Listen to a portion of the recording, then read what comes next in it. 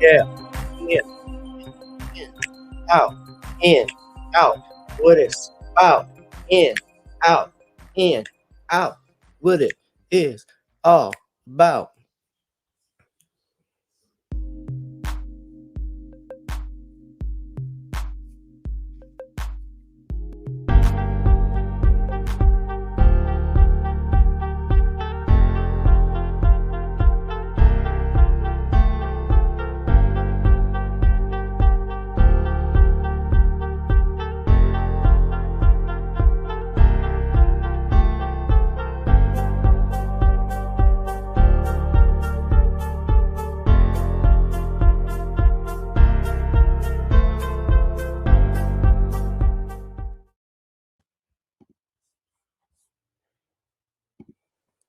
Whoever you are, wherever you are, hope you are blessed and doing safe. Ladies and gentlemen, greetings, family.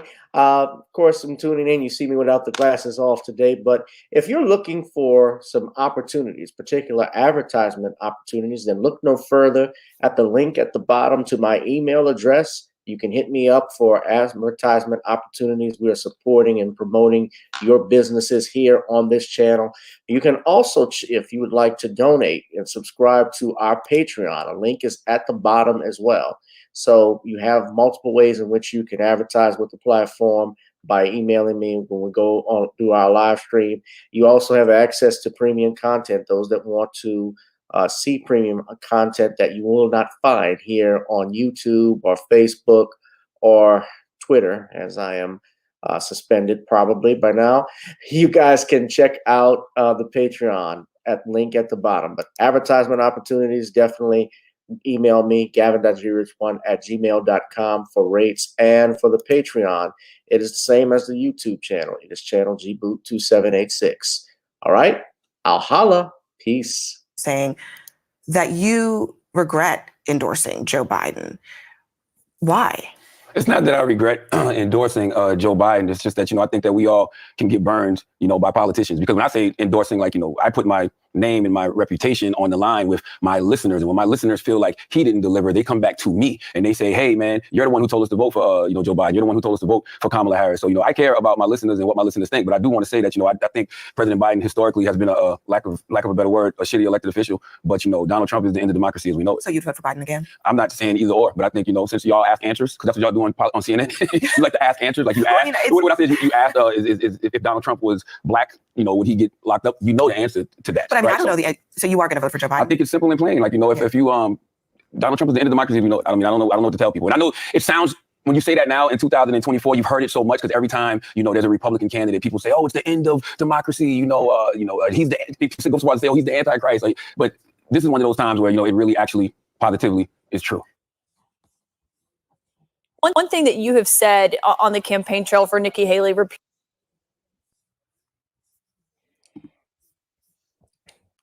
Biden is a shitty candidate, but Trump gets elected. It's the end of democracy as we know it. That is what Charlamagne, the guy, or as Monique would call him, Leonard, said. Greetings, family. This is the one and only gboot2786. Whoever you are, wherever you are, hope you are blessed and doing safe. If you're tuning in on our YouTube channels as well as X, thank you. Make sure you hit that like, share, and subscribe button.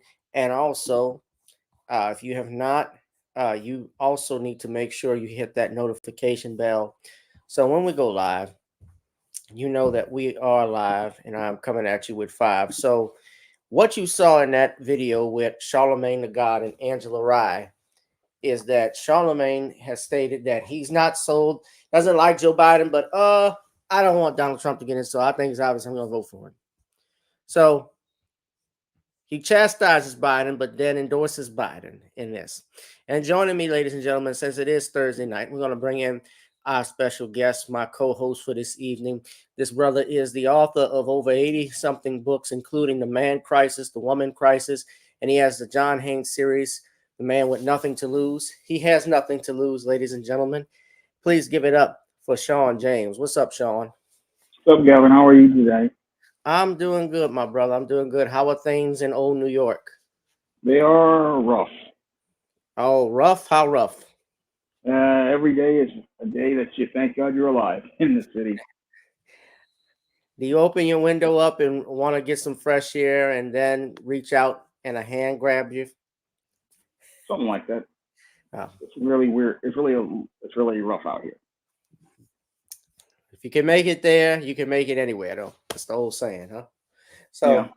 Sean, why don't you do a plug-in and also tell us, if you are, what your live stream is going to be about tomorrow, if you have decided. Well, I'm still up. The live stream is still up in the air, but the SJF Direct 2024 catalog is going to be available on March 22nd, and you can pre-order the first book in digital format, John Haynes Illuminati, on Amazon.com, and by heading over there. And you can also pick up the other books in the SJF Direct catalog on Amazon.com and other online booksellers. Sure. Sean, you saw the video that we played, of course. Shout out to brother TD Hip Hop, because he brought this to my attention. He brought this to my attention yesterday.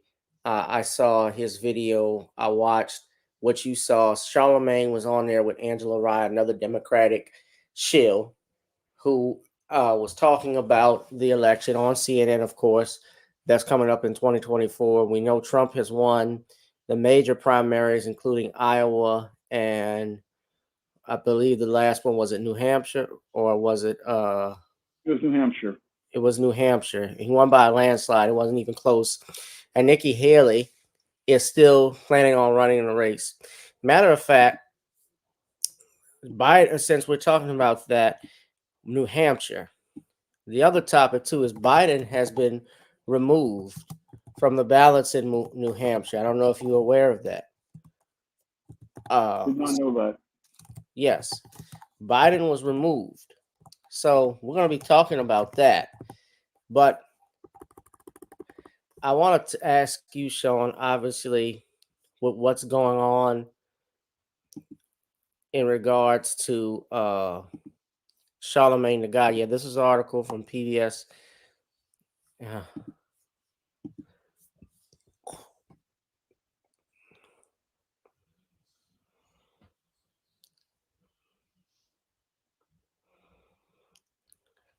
So yeah, he was removed. So I'm going to talk about that and tying that in with what Leonard had to say. Sean, what do you think of Charlamagne the God's remarks if you watch the video and him speaking on Joe Biden, how he's been bad, but I'm still going to vote for him? It just shows how pathetic these bootlicks are.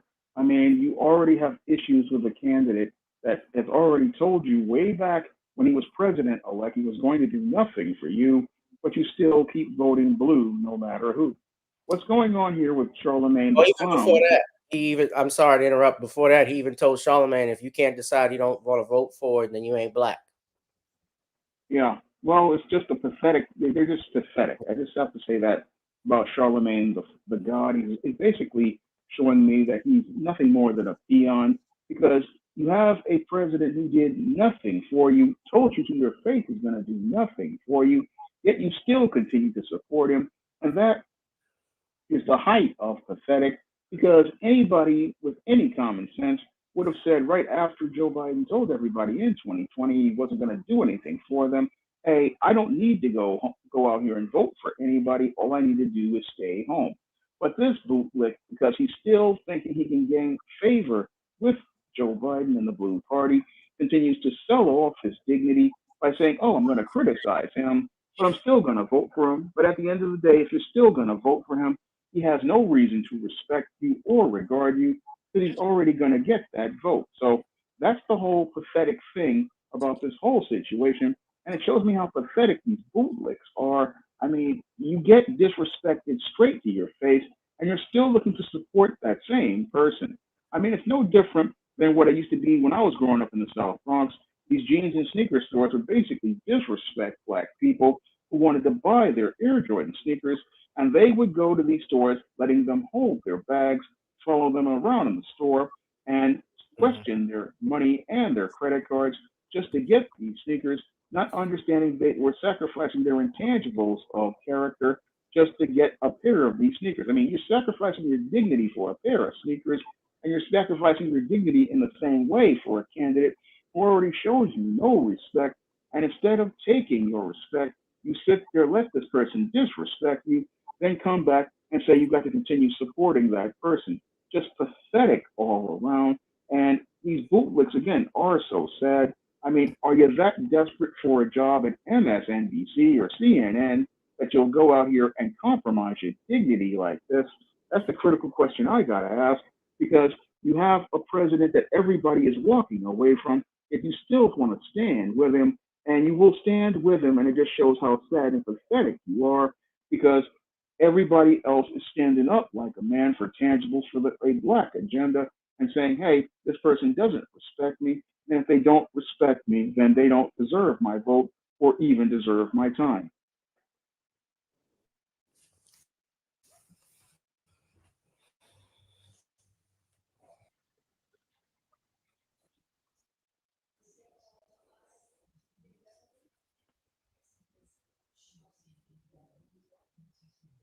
Sean, Yeah, I'm here. can you hear me? We haven't. Yeah, I can hear you.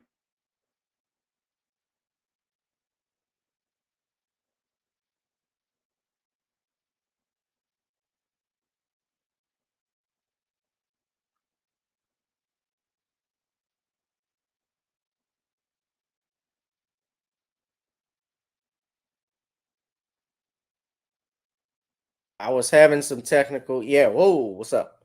So I was having some technical difficulties on my end, Sean. If you don't mind, could you please repeat what you said since I missed all of that? Just the last part. Well, all I've got to say is that that Charlamagne the God is a pathetic individual, because Joe Biden has disrespected black people since December of 2020. And for him to keep saying that he wants to try to endorse someone who already told you he's going to do nothing for you, that just shows how pathetic he is, because you're giving away your vote and getting nothing for it.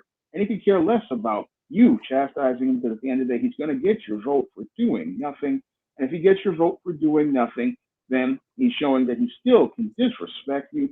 And the sad part is that you've got guys like this who sacrifice their dignity, similar to what we get in my neighborhood, where people used to buy jeans and sneakers. They would sacrifice their dignity, getting their money scrutinized, getting their credit cards scrutinized, being told to hold their bags just to buy a pair of Jordans. And this is the same thing. You have people sacrificing their dignity, voting for candidates that do nothing for them.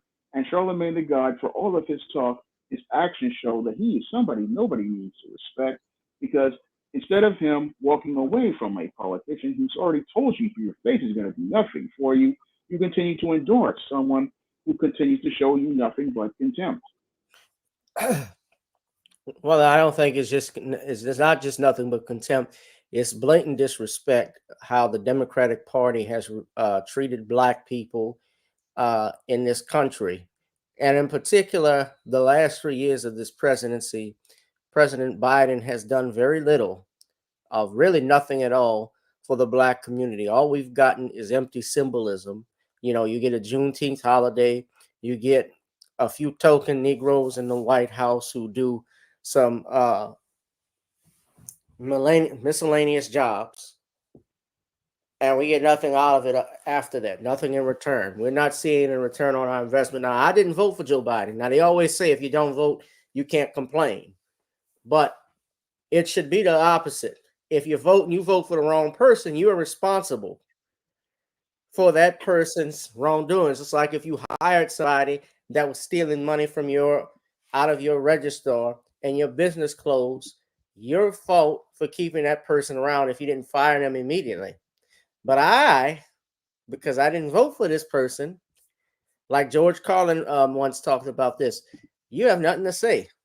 I can talk as much as I want. And Charlamagne is trying to put the fear of God, just like what they always do each year. And he even said this, well, you don't vote, the boogeyman is going to get in. We've dealt with racist presidents before in the past. We've had to always deal with it.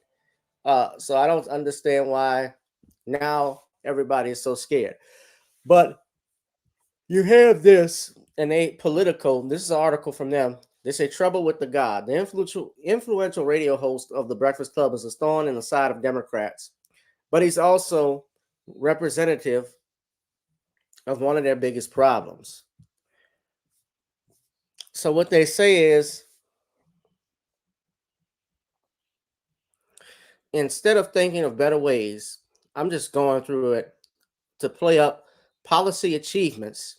He argues Democrats rely too much on depicting former President Donald Trump as a crook. Quoting Charlamagne, he says, it's almost like Democrats are doing this purity test. America is not pure. The people of America are not pure. We're flawed. I'm not looking for any politicians to be pure. I'm looking for my politicians to be effective. Now, I can just tell, just by looking at this, that this political basically is slanted towards Joe Biden. You can tell by how it's written. They say he doesn't list in this paragraph, instead of thinking of better ways to play up policy achievements, he argues Democrats rely too much. So what they're saying is, oh, he's made some policy achievements, but what has that benefited Black people?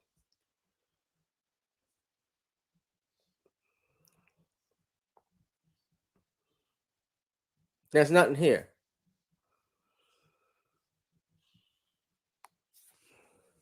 They say Biden sent checks too. Talk about, well, Trump sent checks with his name on it. Charlamagne doesn't consider himself a Democrat or Republican, a position he allows himself to call bullshit on empty campaign rhetoric politicians spew when they decide it's time to engage Black audiences to wrangle up votes. In 2024, it's a race between the cowards, the crooks, and the couch, he said, referring to Biden, Trump, and an option to stay home. Charlamagne suspects the couch will win.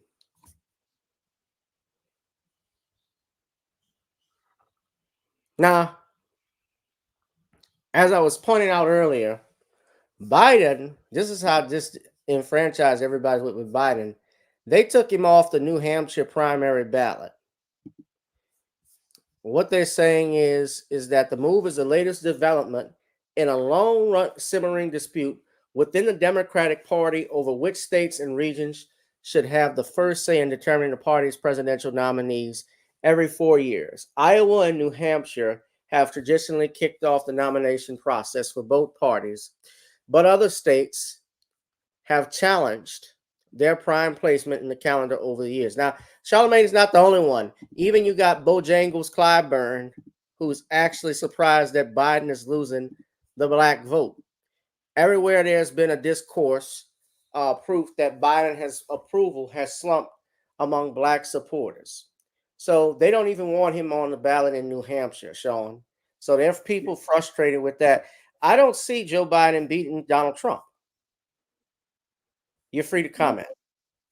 Well, I don't see Joe Biden beating Donald Trump either, since we are basically in a recession right now with all of these layoffs and all of these businesses doing very poorly.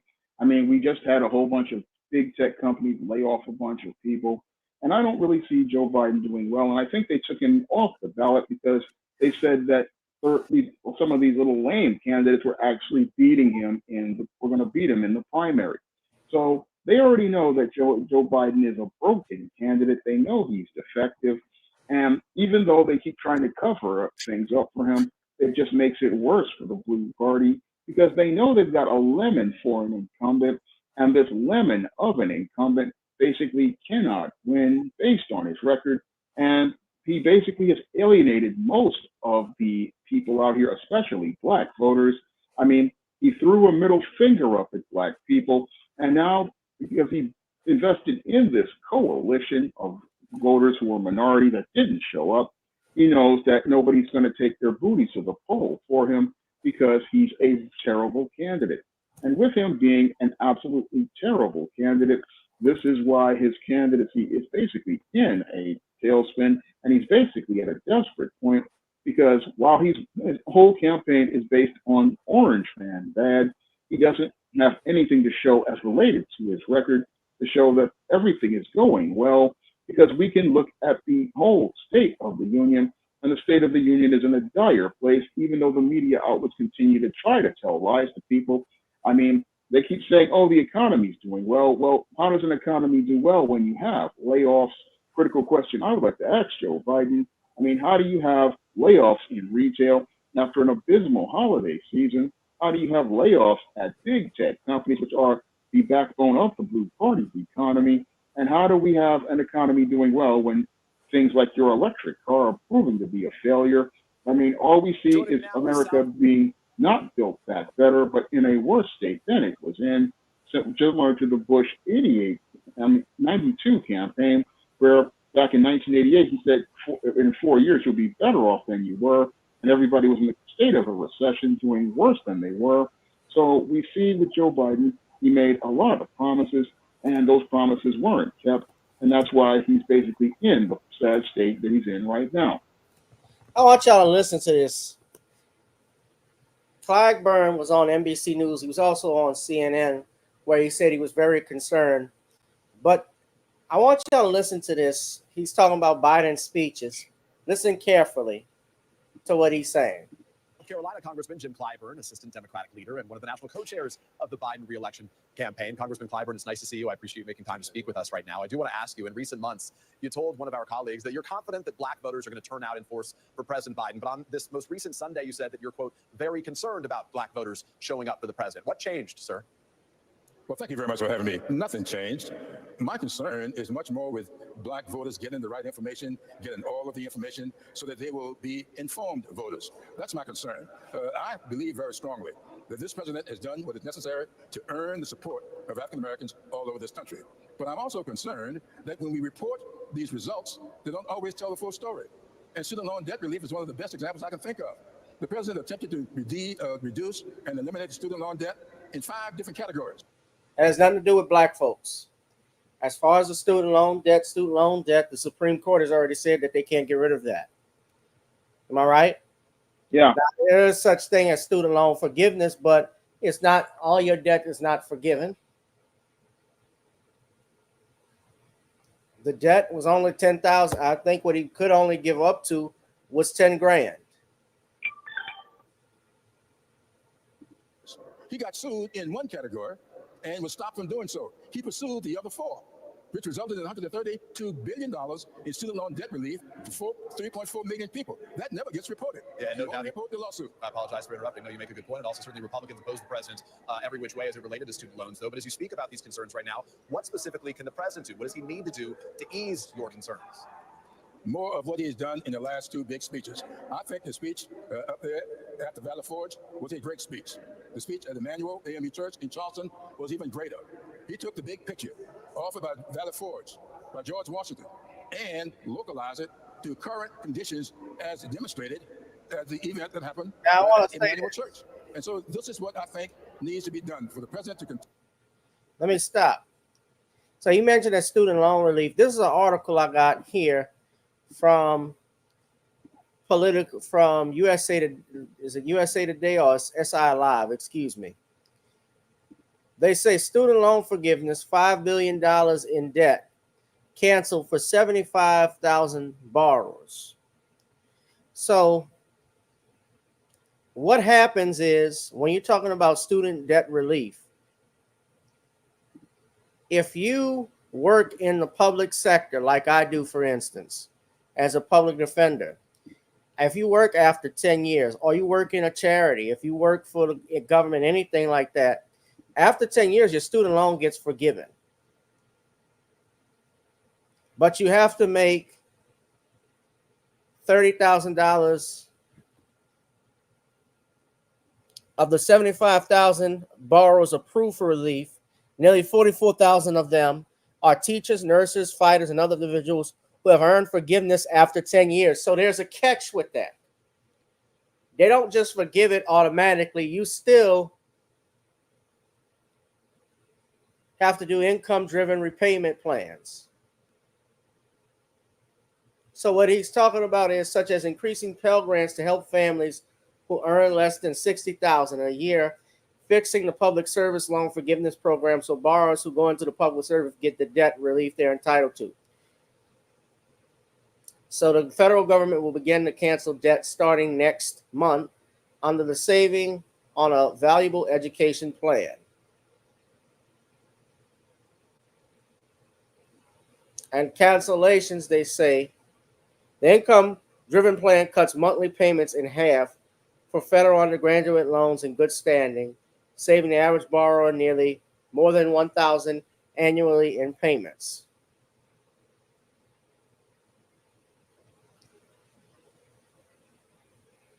So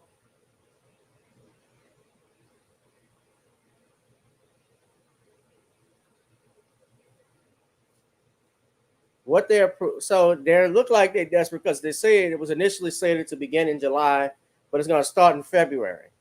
But how does this exactly relate to Black people? Sean. It doesn't really relate to Black people. It's just another Hail Mary in a desperate attempt to show that they somewhat try to say that they care about Black people. But Joe Biden's fate was sealed back in December of 2020 when he basically told Black leaders he could do nothing for them.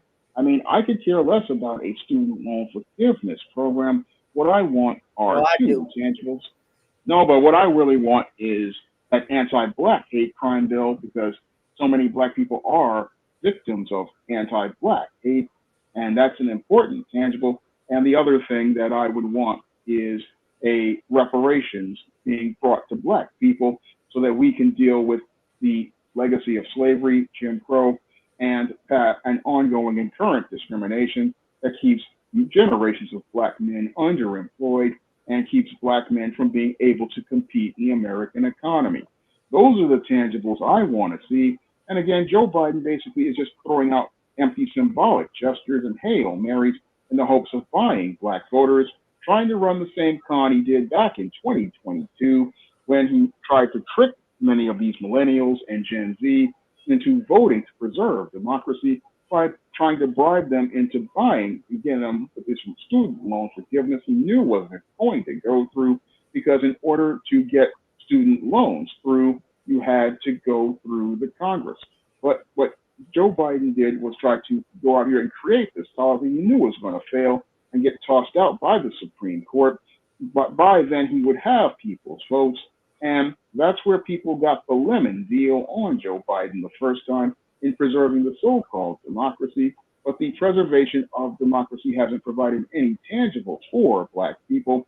And Black people have to realize that since Joe Biden's offering nothing on the table, we have all the incentive to stay home this time instead of taking our booties to the polls to preserve democracy from the evil Donald Trump, who's going to undermine it, when in actuality the Blue Party has done everything to undermine Black people over the last 4 years by pushing things like jab mandates that kept millions of Black people out of work and jeopardized Black people's jobs, and other destructive policies that really haven't helped Black people. I mean, the Asians got their anti-Asian hate crime bill. Migrants are getting free stuff every day. But the average, everyday working Black man and Black woman, they were the ones who took their booties to the poll to preserve the democracy, and all they got was nothing but contempt expressed towards them. So when I listen to Negro Jim Clyburn and his tap dancing routine, all I hear are empty words from an empty suit.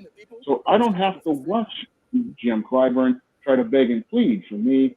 There's still nothing on the table. And since there's nothing on the table from the Biden campaign, then I got no reason to vote for Joe Biden or any member of the Blue Party. Yeah. We do things when they need to be done. I do believe that if the president had done this before the Christmas holidays, it may have gotten washed away with all the reveille. Now that we are focused on a Congress that seemed not to be able to get out of its way just today. The very first rule that the Republicans put forth in the new year, they failed. So the president is doing it at the right time, though it was a little frustrating to be in that waiting period. But I think we are exactly where we need to be. Congressman, I want to ask you, some officials in Michigan, Democrats there have complained that President Biden has been spending too much time in Pennsylvania in particular. We just learned that the president's going to be traveling to Michigan and Nevada, reported exclusively first by NBC News. He'll do that this month. Does the president need to step up his outreach in some of those other key battlegrounds where the election might be decided? Well, you know, I don't know how to keep up with the percentages of the time that the president may be spending on one place or another, but I do believe that he's got to be everywhere. This is not a regional election. This is an election for 50 states and territories, plus the territories. And so we've got to be everywhere that we can possibly be. I want to show y'all something too. When they want to kick off their campaign, this is what they promote. See, this is what Clive Byrne forgets. Look at this big sign. You see what that says? Restore Road. That's all they care about. That's all they care about. That card's been played and nobody cares. Yeah. Nothing about what you want, nothing about tangibles, nothing about reparations. Restore Jane Roe. Roe versus Wade.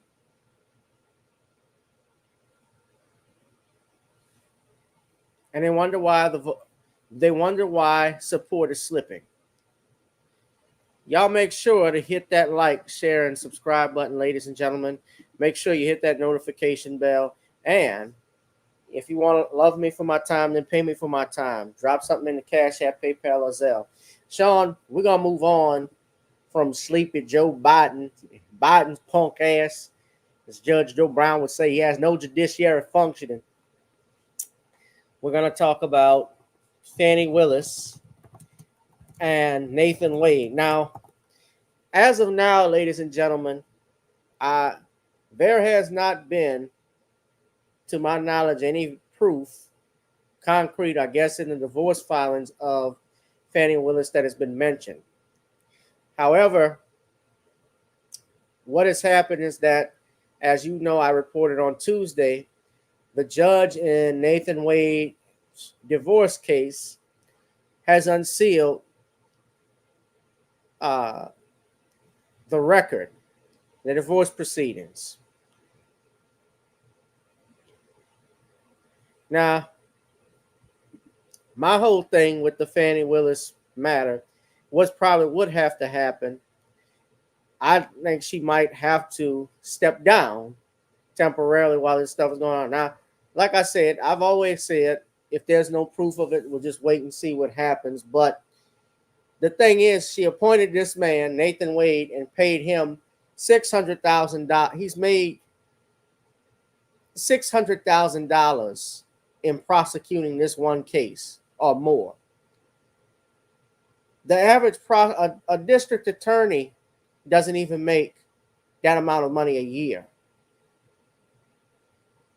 DAs, I'm talking about an actual DA, yeah, they'll make six figures, but not no damn 600,000. And this started back in 2021. So you're talking about from 2021 to January of 2024, nearly let's just say 2.5 years, he's made close to $1 million.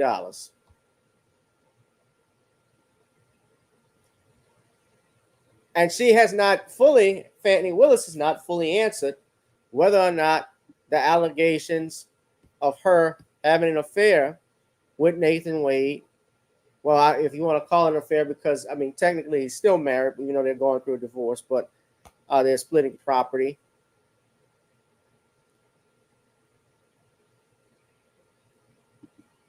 If it's true. So I'm going to play this video we have from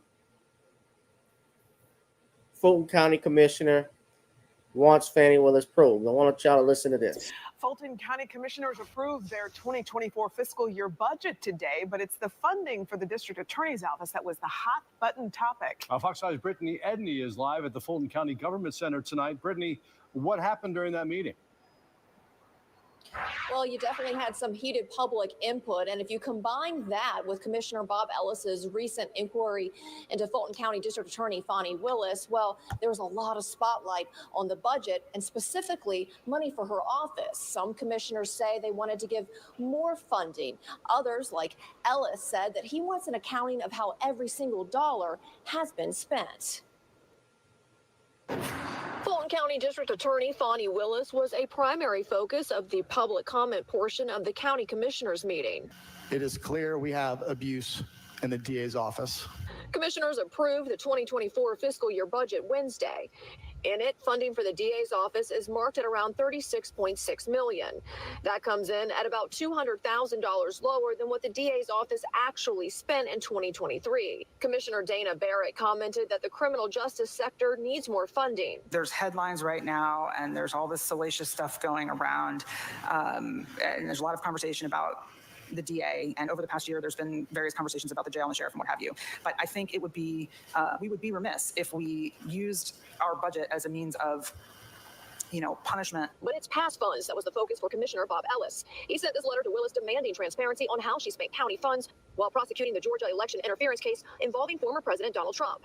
Specifically, he narrowed in on Willis's alleged romantic relationship with Special Prosecutor Nathan Wade. These are fairly straightforward requests, which any elected official who has entrusted with public funds should supply that information back. Ellis, a Republican, says the inquiry into the prosecutor, who is a Democrat, is nonpartisan. We're talking about numbers, we're talking about dollars, we're talking about facts. We're not talking about partisanship, we're not talking about race, we're not talking about tribalism. We're talking about citizens, money, and is it being used in the way it's supposed to be, in the way it was intended.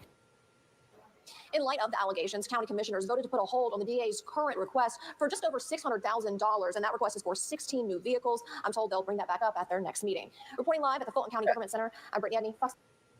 Yeah, they got millions of dollars. This guy was a multi-millionaire from working one case, and nobody's gone to court yet. Now, I got to be fair to Miss Willis. There's been no proof necessarily given in the records that showed that she had an affair, but the question still remains, I guess, for many people, is the amount of money that this man, why Nathan Wade, was appointed special prosecutor and made so much money, and he's charging $250 an hour. He must be putting in overtime, double overtime, triple overtime over 2.5 years on this. I'm trying to play the video for y'all, because the ex-wife said she had proof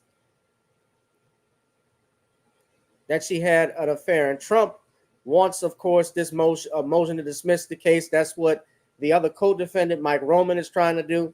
So I'm going to tonight at 11, newly unsealed records are now shedding light on the ongoing controversy surrounding Fulton County DA Fani Willis and Special Prosecutor Nathan Wade. The two are accused of financially benefiting from an alleged romantic relationship. Our 11 Live investigators spent the day combing through hundreds of pages of records. Zach Merchant joining us now in studio. Zach, what did you find? You're right, a lot of records to go through. Here's the big takeaway. Nathan Wade's law firm website says he's an experienced family law attorney, but new court records show that Nathan Wade was found in contempt in August in his own divorce case after a judge found he willfully failed to turn over records to his estranged wife, Joycelyn. The Cobb County judge made the court documents public yesterday afternoon. They had been under seal since 2022. The civil case was dragged into the national spotlight this week after Joycelyn Wade subpoenaed DA Fani Willis to sit for a deposition. A judge temporarily blocked the subpoena, but set another court date at the end of this month where new information could be revealed. That new information could be pivotal. Earlier this year, a defendant in the Fulton County criminal case against former President Donald Trump asked the judge in that case to disqualify Willis and Wade for their alleged relationship. Georgia State University Law School legal ethics expert Clark Cunningham says the controversy has already delayed that criminal case.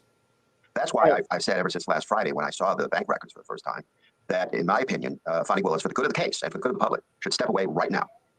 To be clear, so far, no concrete evidence has emerged that proves the allegations, but many are now watching to see what else emerges in the coming weeks. All right, our 11 Live investigator, Zach Merchant, thank you.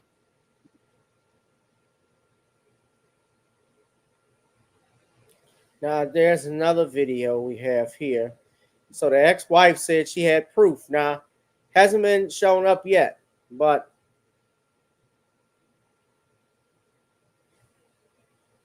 oh, what's wrong with this? Sorry, y'all. I don't know what the hell is wrong with my computer.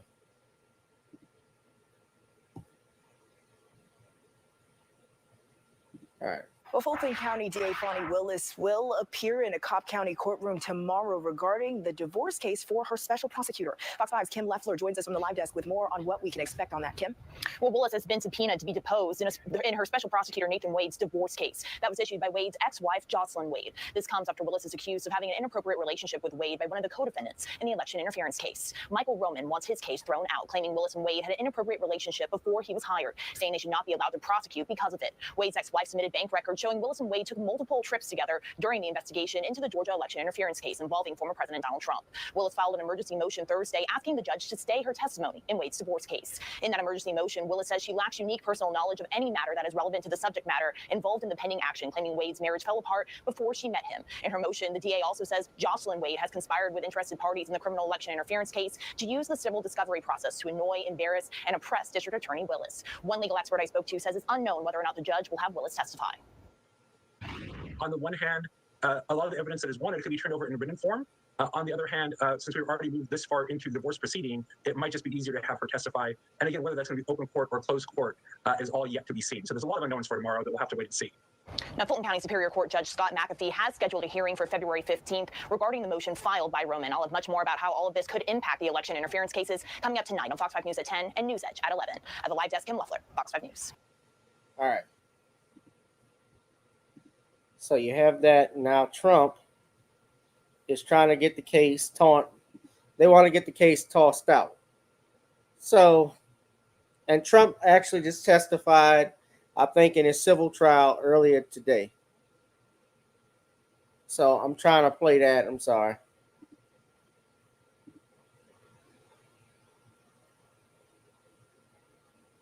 Trying to play this video. I don't know, my damn computer. Hold up, y'all. But that was the strategy of all this, basically. So Trump was trying to get this thing dismissed. And that's what these guys are. Because now, instead of talking about election interference, we're talking about whether Fani Willis was screwing the prosecutor, the special prosecutor. Sean, what do you have to say about this? Well, I saw this coming the minute they put the indictment on Donald Trump. And when they announced that President Fani Donald Willis Trump has just filed a motion and joined a motion to disqualify. Sorry. Go ahead, Sean. And when they announced that this black woman would be in charge of the prosecution, I already saw the moves being set up on the chessboard as related to this entire case. And the whole campaign was to make sure that this black woman's credibility would get challenged at one point. And while this woman was gloating about getting a chance to prosecute Donald Trump, she couldn't see the subtle politics transpiring around her. And because she couldn't see the subtle politics transpiring around her, she couldn't see how these white supremacists were basically using her as a pawn to make it look like they wanted to punish Donald Trump, when in actuality what they wanted to do was use this bootlick as a pawn so that they could go out here and have her be their crash test dummy. And while she thought she was going to be prosecuting a president of the United States, she didn't see that she was the punchline of a joke, because as this was going on, what they did was go out and just did what I predicted, go find a story on her to challenge her credibility. And as her credibility is challenged, the entire case has been upheaved. And basically, if you do have this case, you're going to have to go with a mistrial, or you're going to have to find another prosecutor. But this whole case is basically going to get delayed, and the case is possibly not going to go to trial. If they even does go to trial, what might happen is they may get a new prosecutor, and then the case gets floats into limbo. And if Donald Trump is elected, the case will quietly be dismissed. And this was all, again, political theater to make it look like this black prosecutor was doing something, but things were being done to her behind the scenes. And sadly, she couldn't see that she basically was being, again, set up to be the punchline of a joke, because white supremacy does not punish white supremacy, because white supremacy wants these benefits for themselves, and they will go to great lengths to protect their benefits, their goodies, and their giveaways, and they'll go as far as humiliating a black woman because she basically set herself up to be their political stooge. So you think this was a setup? Yeah, in the beginning? chess game. Well, now you have even the far left, though, coming to her aid, trying to defend her people. I think there's some truth to that they set her up for that. to be the fall person for this, because Donald Trump, I felt all of this stuff that was done to Trump was just to keep him from running. Georgia, you got what's going on in New York and DC. It's all to keep him from running. It's why he was impeached twice, even when he was out of office. So they can't really stop the man from being in the White House.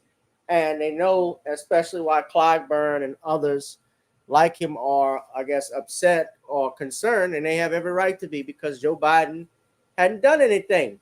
He doesn't capture the attention of the American people. And we are in a recession. We are in tough times. We have an open border, for goodness sakes. So people are tired of it. And you have Democratic shills like Charlamagne The God. By the way, I just got an alert from TD Hip Hop.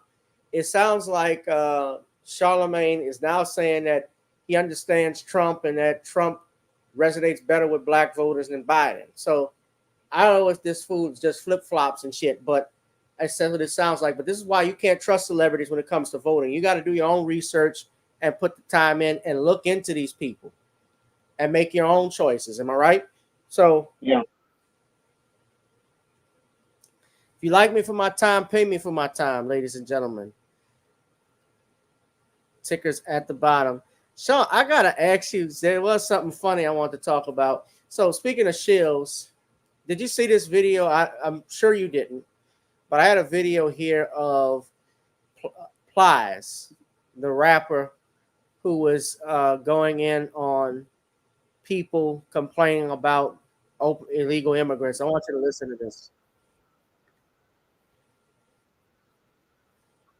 It's going to hurt your ears. Hold on, but I want to hear what you had to say.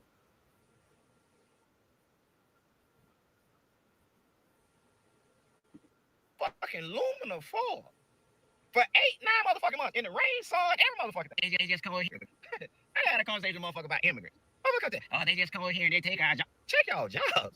What motherfucking job? The job that nobody don't want. The job that everybody think they too motherfucking good for anyway. The motherfucking people walk 17 motherfucking days, sleeping motherfucking aluminum foil for 8-9 motherfucking months in the rain, sun, every motherfucking thing. Swim across the motherfucking Atlantic Ocean.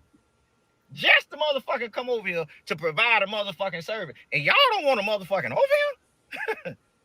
You're supposed to be greeting the motherfuckers at the border with motherfucking old moms, if you ain't me. You need to be throwing them a motherfucking immigrant day. Y'all gave motherfucking Christopher Columbus a motherfucking day. And he the biggest motherfucking thug in American motherfucking history. And you want me to motherfucking believe that they coming over here taking your motherfucking job. The reason y'all scared of the motherfuckers coming over here is the fact that they gonna come over here and show people what hard work really motherfucking is. That's what y'all privileged motherfuckers scared of. I ain't never heard no motherfucking in the hood talking about no motherfucking immigrant took their motherfucking job. I ain't heard now motherfucking scribble. I ain't never heard a motherfucker say, I went to King of Diamonds and they didn't give me the job, they gave me the Isabel. I ain't motherfucking heard that. Not motherfucking me. But y'all want a motherfucker to believe every time a motherfucking election coming around, oh, y'all motherfucking scared of the immigrants, the motherfucking boogeyman. But the whole motherfucking time they cut your motherfucking grass and cleaning your motherfucking house. That's annoying. We actually people that got no motherfucking green card, a pink card, and none of that shit.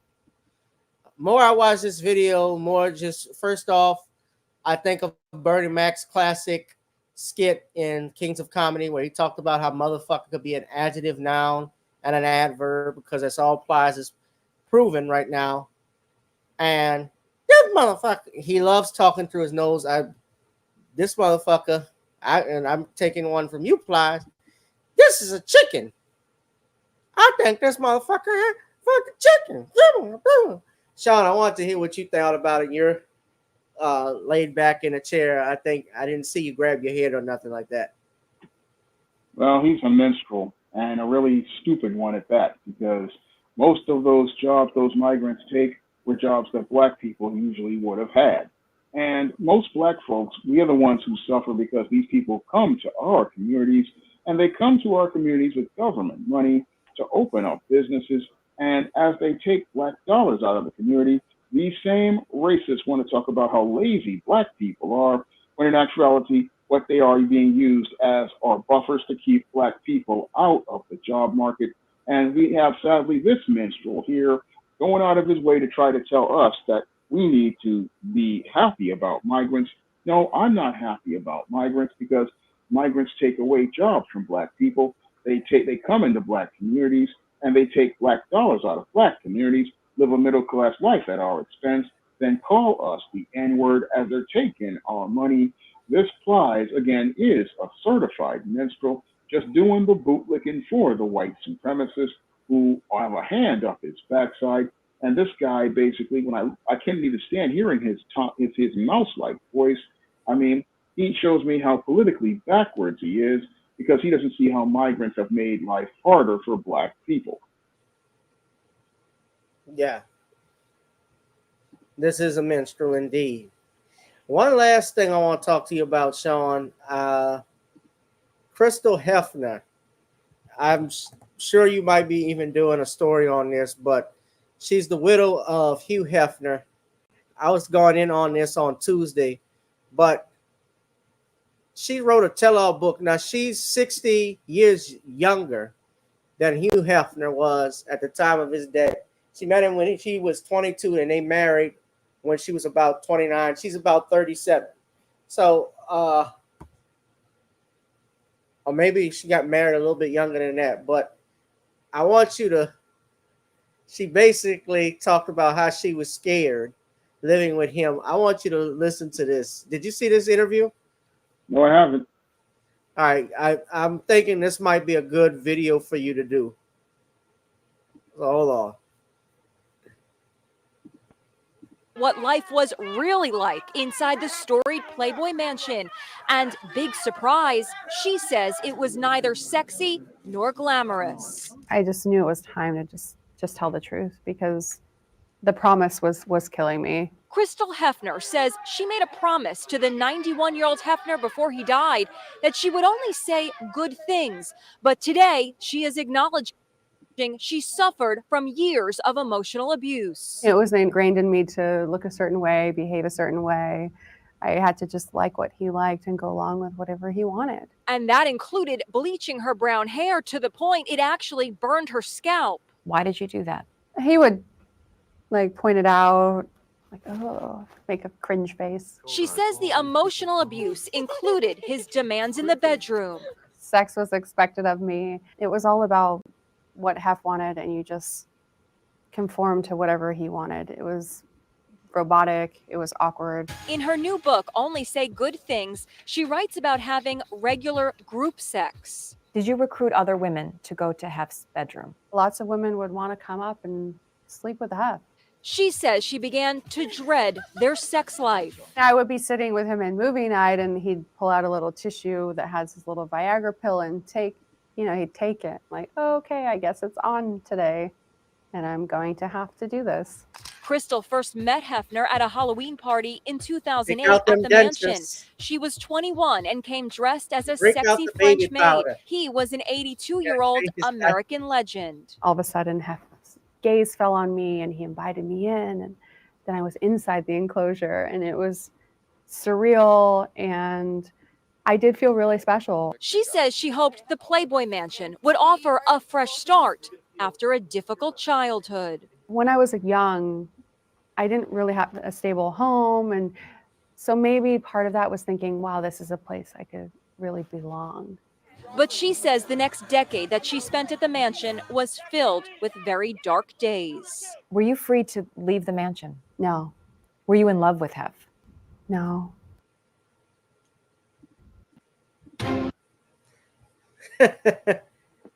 She wasn't in love with the man.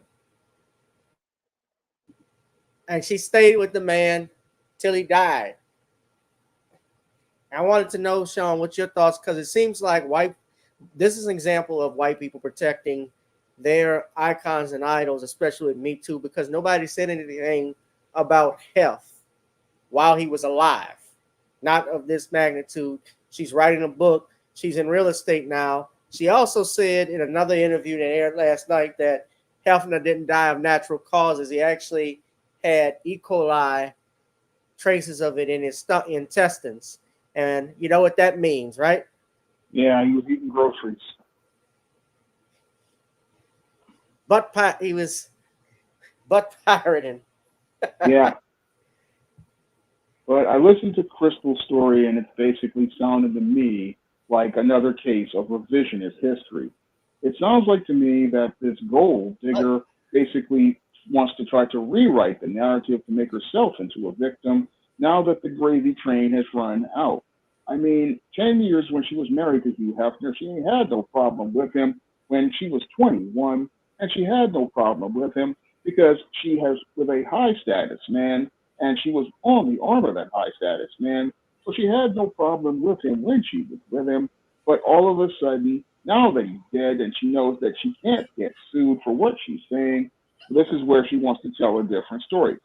She's talking about only saying good things because she knows if she says something bad, he would basically file for divorce and cut her off with a prenup and an NDA where she couldn't say anything. So she waited until he died so that she could be able to say all of these things as a part of revisionist history, to say that she is a victim of alleged abuse, even though I don't really believe that there was any alleged abuse.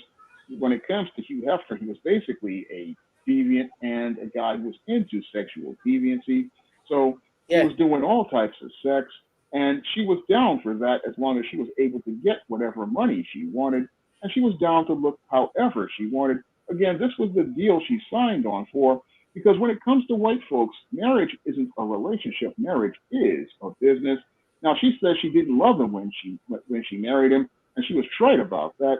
She didn't love him when she married him. No, she loved the money, and she loved the social currency and the social status of being on the Playboy Mansion.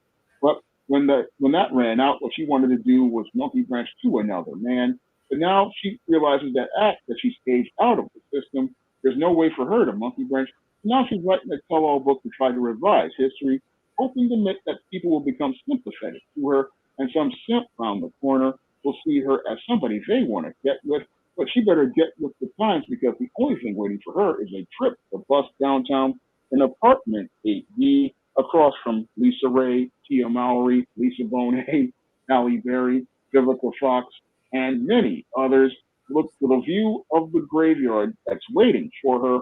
I mean, that's what's waiting for her in the social marketplace, where she will be 50, 60, 70, even 80% off the original social marketplace price, because Hugh Hefner bought her high, and now she's going to be in the marketplace at a low value. That's the final fate for Hugh Hefner's wife. And while she dishes, she basically shows us nothing that I would know different about Hugh Hefner.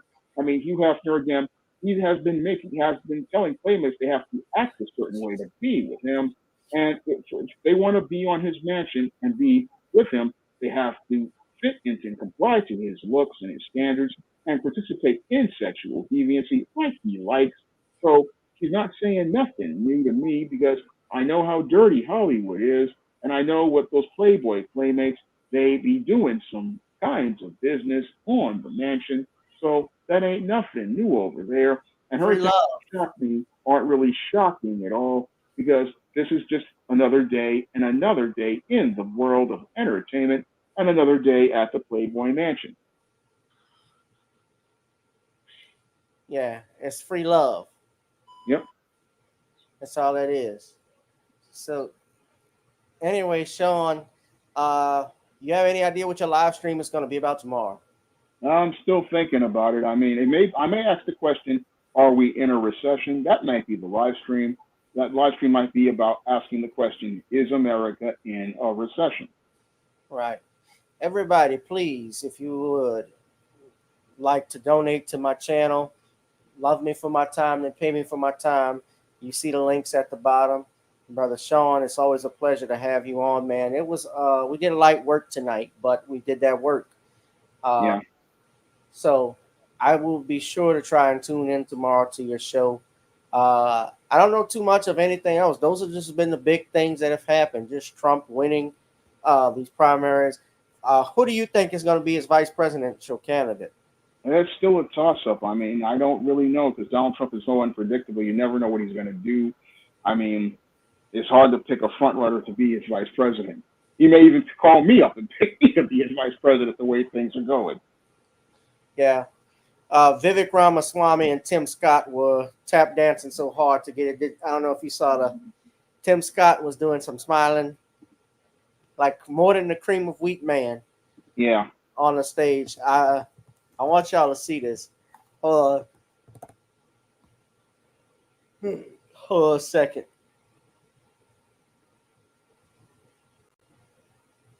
Al Sharpton was complaining about it. But hold on. Yeah, Tim Scott is right here. I just want to show everybody this. Yeah, he was super bootlicking. Jeepers, creepers, where'd you get those peepers? I mean, look at him.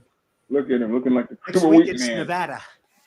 Next week it's Nevada. It's not South Carolina. We love South Carolina, but next week it's Nevada. And I'm pleased to announce we just won Nevada. We just won 100%. Because all of them, they looked at it and they took polls, and I was polling at 95% to 4 or 5%, and they decided not to play in Nevada. So we just won Nevada. We have a man from Nevada here, Steve Wynn, wherever he may be, and John Paulson, the great John Paulson, made plenty of money in Nevada. Doesn't live there, but he makes a hell of a lot of money. He makes money everywhere he goes, actually. It's a money machine. Maybe we'll put you know what? Put him at Treasury. You want to make a little money? Let's put you. Anyways, good to have you guys. But we go to. I'm with boss. Nevada, and that's been won. So we pick up all of those delegates. And then we do go to South Carolina, where we've done really well, where I've done well. We have a great governor and lieutenant governor and great everything, because almost every one of them have endorsed me. 2 great senators, which is hard. I mean, did you ever think that she actually appointed you, Tim? And think of it, appointed, and you're the senator of his state, and she endorsed me. You must really hate her. No, it's a shame. It's a shame. Uh-oh. I just love you. No, that's why he's a great politician. That's why he's a great politician. I love the boss. Actually, y'all remember Mushmouth from back in the day? Yep. Yeah. This is Tim Scott's high school yearbook photo. Hey, the Fab Alba. Okie dokie.